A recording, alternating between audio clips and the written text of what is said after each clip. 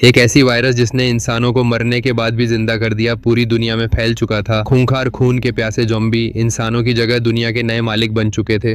एक शहर जो 3 तरफ से पानी से घिरा था, वहीं पर बचे हुए लोग अपना आखिरी किला बनाए बैठे थे। लेकिन ज़ॉम्बियों से भरी इस तबाह दुनिया में भी यहाँ पर वर्ग व्यवस्था कायम थी। अमीर और ताकतवर लोग, जिनका नेता था केसर, शहर के बीचों बीच एक आलीशान इमारत में रहते थे, जहाँ वे अब भी कयामत से पहले जैसी शाही जिंदगी जी रहे थे। इसके उलट गरीब और बेबस लोग उस इमारत के बाहर की झुग्गियों में रहते, भूख से तड़पते हुए मुश्किल से अपनी जान बचाते थे। यहाँ एक खास भाड़े के सिपाहियों की टीम भी थी, जो यहाँ के बचे हुए लोगों के लिए जरूरी सामान जुटाने के लिए अक्सर अपनी जान जोखिम में डालकर बाहर निकलती थी। लेकिन उस दिन जब टीम का कप्तान आवेई बाहर निकला तो उसने हैरान कर देने वाली चीज देखी। ज़ॉम्बी जैसे बुद्धिमान हो गए थे। एक पेट्रोल पंप का ज़ॉम्बी अपने पुराने काम में जुटा हुआ था। इतना ही नहीं, वो अपने साथियों से आसान इशारों में बातें भी कर रहा था। ये देखकर वे दंग रह गए, मगर आवेई ने इस पर ज्यादा ध्यान नहीं दिया, बल्कि अंधेरा होते ही अपनी टीम को सामान जुटाने में लगा दिया। वे रात में इसलिए निकलते थे क्योंकि उन्होंने ज़ॉम्बियों की एक अजीब आदत खोजी थी। बस लगातार पटाखे या आतिशबाजी चलाते रहो तो ये ज़ॉम्बी जैसे सम्मोहन में फंसकर वहीं खड़े रहकर आसमान देखते रहते और बाहर की किसी भी आवाज पर ध्यान नहीं देते। टीम इसी मौके का फायदा उठाकर ज़ॉम्बियों को मारती और सामान लूट लेती थी। लेकिन इस बार उन्हें अंदाजा नहीं था कि वो पेट्रोल पंप वाला ज़ॉम्बी इस जादू से बिल्कुल प्रभावित नहीं हुआ। उसने देखा कि उसके साथी एक एक करके इंसानों के जाल में फंसकर गिर रहे हैं, तो वो गुस्से में उन्हें जगाने की कोशिश करने लगा, मगर उसकी सारी कोशिश बेकार गई। वो सिर्फ गुस्से में चीख उठा। उसी वक्त पटाखे छोड़ने वाली मशीन में खराबी आ गई और ज़ॉम्बी फिर से हरकत में आने लगे। सुरक्षा के लिए टीम को मिशन बीच में छोड़कर वापस लौटना पड़ा। उनका मॉडिफाइड बस इतना ताकतवर था कि उसने सामने से ज़ॉम्बियों को चीरकर रास्ता बना लिया। मगर रवाना होने से पहले उपकप्तान आकियांग ने आवेई के पीछे हटने के आदेश को नज़रअंदाज कर दिया और 2 साथियों के साथ सिर्फ शराब लेने एक दुकान में घुस गया। इस बर्बाद दुनिया में शराब बेहद कीमती थी, जो न सिर्फ बिक सकती थी बल्कि ताकतवर औरतों को रिश्वत देने के काम भी आती थी। लेकिन जैसे ही उसने शराब की अलमारी खोली, एक ज़ॉम्बी अचानक उस पर झपट पड़ा। साथी मदद करना चाहते थे मगर सही निशाना नहीं लगा पा रहे थे। खुशकिस्मती से जंग के तजुर्बेकार आकियांग ने एक तीर चलाकर उस ज़ॉम्बी को मार गिराया। मगर जैसे ही एक साथी गिरी हुई सिगार उठाने झुका, एक और ज़ॉम्बी जो अलमारी के नीचे छिपा था उसका हाथ काट खा गया। जब वे बाहर निकले, आकियांग को पता चला कि उसका साथी काटा जा चुका है। तभी आवे भी वहां पहुंचा। उसने तुरंत ज़ॉम्बी को गोली मार दी और घायल साथी को देखने पहुंचा, मगर वो साथी ज़ॉम्बी में बदलने से पहले खुद ही अपनी जान ले बैठा। इस तरह एक साथी की जान गई और उनका मिशन खत्म हो गया। वापस लौटते वक्त कुछ शरारती टीम के सदस्य ज़ॉम्बियों को चिढ़ाने लगे तो पेट्रोल पंप वाला ज़ॉम्बी भी चुप नहीं रहा। उसने उनमें से एक की बंदूक छीन ली और टीम के जाते हुए दिशा में गुस्से से दहाड़ा। उसने कसम खाई कि इन इंसानों को सबक सिखाएगा और ज़ॉम्बी सरदार बनकर पूरी भीड़ को साथ लेकर निकल पड़ा। हालांकि मिशन में अच्छी खासी चीजें मिली, मगर आकियांग की जिद के चलते एक साथी की मौत हो गई और टीम भी खतरे में पड़ गई। आवेई ने उसे खूब डांटा, लेकिन आकियांग को कोई फर्क नहीं पड़ा। वो ये सब सिर्फ इसलिए कर रहा था ताकि झुग्गी की जिंदगी से छुटकारा पाकर अमीर लोगों की तरह शहर के बीचों बीच वाली इमारत में रह सके। लेकिन जब वो मुश्किल से हासिल की गई शराब लेकर सुरक्षित इलाके के मालिक के सर के पास पहुंचा तो उसे जरा भी अहमियत नहीं दी गई।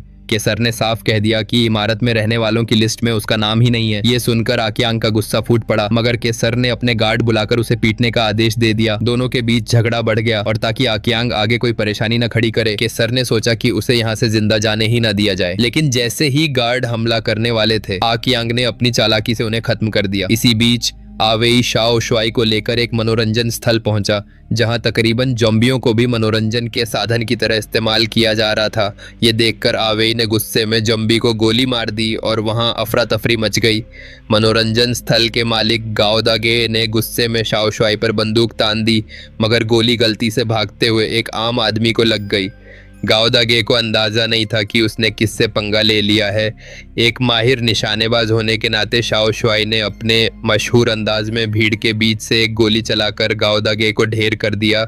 उन्होंने आजेन को बचा लिया, मगर इसकी कीमत थी कानून व्यवस्था संभालने वाले सैनिकों ने उन्हें पकड़कर जेल में डाल दिया, क्योंकि गाओदागे केसर का आदमी था और केसर नहीं चाहता था कि कोई उसकी कमाई के अड्डे पर गड़बड़ करे। आजेन पहले एक महिला सैनिक थी, मगर अपनी खूबसूरती के कारण के सर के लिए पैसे कमाने का जरिया बन गई थी। लेकिन इस वक्त किसी को भी अंदाजा नहीं था कि ज़ॉम्बी सरदार अपनी भीड़ के साथ सुरक्षित इलाके की सीमा तक पहुंच चुका है। उसकी अगुवाई में बाकी ज़ॉम्बी भी जैसे विकसित हो रहे थे। एक ज़ॉम्बी ने तो हाथ में चाकू लेकर कुछ ही वार में दीवार काट दी। ज़ॉम्बी सरदार आगे बढ़कर देखने गया, मगर अपने ही साथियों को देख चौंक गया। ये तो इंसानों का ज़ॉम्बी शूटिंग प्रैक्टिस मैदान था। ये देखकर वो आगब बूला हो गया। उसी समय केंद्रीय इमारत से लौटे आकियो अपने साथियों के साथ बाहरी चौकी पर पहुंचे, क्योंकि अब वो केसर के दुश्मन बन चुके थे और यहाँ ठहर नहीं सकते थे। तभी चौकी पर तैनात एक सैनिक ने अजीब आवाज सुनी और जैसे ही उसने टॉर्च से बाहर रोशनी डाली, ज़ॉम्बी सरदार अचानक सामने आ गया। उसकी चीख ने सबको अलर्ट कर दिया और भारी संख्या में ज़ॉम्बी बाढ़ के बाहर दिखने लगे। वे गोलियों की बारिश झेलते हुए कुछ ही पलों में बाढ़ गिरा देते हैं।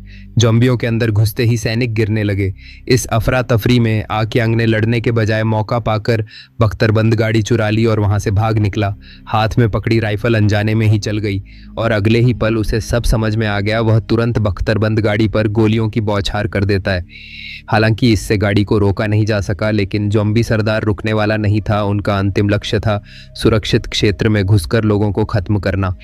उधर भाग निकला आकियांग तुरंत केसर को फोन लगाता है और उसे धमकाता है कि फौरन 500 मिलियन सौंप दे, वरना वह बख्तरबंद गाड़ी से केंद्रीय इमारत को मलबे में बदल देगा। पैसों का दीवाना केसर इतनी आसानी से मानने वाला नहीं था। उसने तुरंत अपने आदमियों को आदेश दिया कि आवेई को जेल से निकालो और जाकर आकियांग को पकड़ लाओ, साथ ही बख्तरबंद गाड़ी भी वापस ले आओ। आवेई केसर के इशारों पर चलना नहीं चाहता था, लेकिन निर्दोष नागरिकों की जान बचाने के लिए उसे ये काम मानना पड़ा। केसर को उस पर भरोसा नहीं था, इसलिए उसने 3 सैनिक उनके साथ भेजे, ऊपर से मदद का बहाना, असल में नजर रखने के लिए। जल्दी ही सब लोग एक सुरंग से होकर अभी हमले का शिकार हुई चौकी पर पहुंचे। जैसे ही उन्होंने एक गाड़ी ढूंढी और निकलने की तैयारी की, एक सैनिक अचानक आए ज़ॉम्बी के काटने से घायल हो गया। ज़ॉम्बी को मारने के बाद वे तुरंत रवाना हो गए। बीच रास्ते संक्रमण फैलने से पहले आजेन ने गोली मारकर उस सैनिक को खत्म कर दिया। बाकी लोग सौदे की जगह की ओर बढ़ते रहे। उधर भारी संख्या में ज़ॉम्बी नदी किनारे जमा हो चुके थे। बस इस नदी को पार कर लें तो सीधे सुरक्षित क्षेत्र में पहुंच जाएंगे। ज़ॉम्बी सरदार ने बिना हिचकिचाए छलांग लगा दी और बाकी ज़ॉम्बी भी उसके पीछे पीछे कूद गए। कुछ देर बाद वे तैरकर नदी के उस पार निकल आए। इंसानों ने कभी सोचा भी नहीं था कि ज़ॉम्बी तैर भी सकते हैं। जैसे ही भीड़ सुरक्षित क्षेत्र में घुसी, सबसे पहले झुग्गी बस्ती तबाह हुई। बेबस बचे लोग बस इधर उधर भागते रहे और भारी संख्या के ज़ॉम्बियों के सामने सैनिक भी लड़ते लड़ते पीछे हटने लगे, लेकिन अंत में वे भी मौत से नहीं बच सके। सौदे का समय करीब आता जा रहा था, मगर आकियांग को पैसे लेकर आने वाला कोई नजर नहीं आया, इसलिए उसने मिसाइल दागने की तैयारी कर ली। ऐसे में आवेई आखिरकार सौदे की जगह पहुंच गया। आकियांग समझ गया कि आवेई को केसर ने ही भेजा है और उसने दोनों को तुरंत काबू में कर लिया। अब आकियांग को भी साफ हो गया कि केसर का पैसा देने का कोई इरादा नहीं था। गुस्से में उसने तुरंत मिसाइल लॉन्च करने की ठान ली। आवेई ने उसे समझाने की कोशिश की कि सुरक्षित क्षेत्र में बहुत से निर्दोष लोग हैं, मगर आकियांग अपनी जिद छोड़ने को तैयार नहीं था। लेकिन जैसे ही उसने बटन दबाया, मिसाइल नहीं चली। असल में आवेई ने रिमोट से हथियार प्रणाली बंद कर दी थी, क्योंकि ये बख्तरबंद गाड़ी उसी की बनाई हुई थी और उसे इसकी हर बारीकी पता थी। गुस्से में आकियांग ने आवेई को मारना शुरू कर दिया, लेकिन आवेई ने एक लात मारकर उसे गाड़ी पे गिरा दिया। शाओ शुआई की मदद से आवेई ने गाड़ी पे काबू पा लिया, लेकिन जब उसने शहर की तरफ देखा तो पाया कि सुरक्षित क्षेत्र में आग की लपटें उठ रही थीं। आवेई को अंदाजा हो गया कि हालात बेकाबू हैं और उसने तुरंत वहां लौटकर लोगों को बचाने का फैसला किया। लेकिन आकियांग उनके साथ जाने के बजाय अपने एक साथी के साथ कहीं और निकल पड़ा। ज्यादा दूर नहीं गया था कि अचानक आए ज़ॉम्बी ने उसे काट लिया। हालांकि उसने ज़ॉम्बी को मार गिराया, मगर अपनी किस्मत वो समझ चुका था। ज़ॉम्बी बनने से पहले उसने ठान लिया कि सर से बदला लेगा। उसका साथी उसे चौकी तक छोड़कर चला गया और उधर सुरक्षित क्षेत्र के अंदर ज़ॉम्बी अब भी तबाही मचा रहे थे। झुग्गी बस्ती तबाह करने के बाद वे जमीन से औजार उठा लेते हैं और केंद्रीय इमारत पर धावा बोल देते हैं। हाथ में औजार लेकर वे मजबूत शीशे को तोड़ने लगते हैं और चंद पलों में आखिरी सुरक्षात्मक दीवार भी ढह जाती है। आखिरकार अमीर लोग भी ज़ॉम्बियों के हमले से नहीं बच पाए। पल भर में केंद्रीय इमारत इंसानी नरक में बदल गई। भागने की तैयारी कर रहा केसर जैसे ही पहली मंजिल पर पहुंचा, उसने बेहद डरावना नजारा देखा। उसने ज़ॉम्बी सरदार पर गोलियों की पूरी मैगजीन खाली कर दी, लेकिन उसे जरा भी नुकसान नहीं पहुंचा, बल्कि ये उसे और भी भड़का गया। दोनों अभी अभी पार्किंग में गाड़ी लेकर भागने ही वाले थे कि ज़ॉम्बी सरदार उनका पीछा करते हुए आ धमका।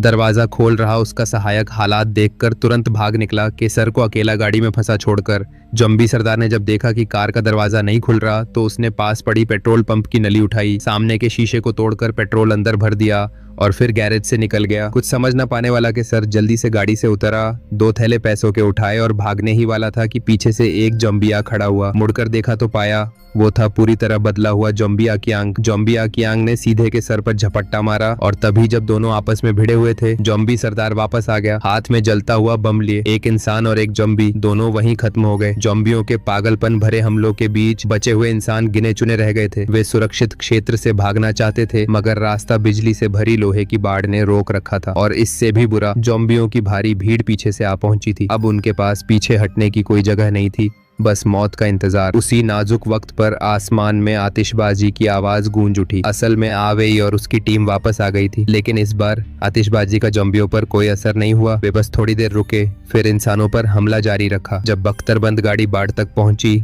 तो उन्होंने दिल दहला देने वाला नजारा देखा। सभी बचे हुए इंसान ज़ॉम्बियों के लिए खाने का सामान बन चुके थे।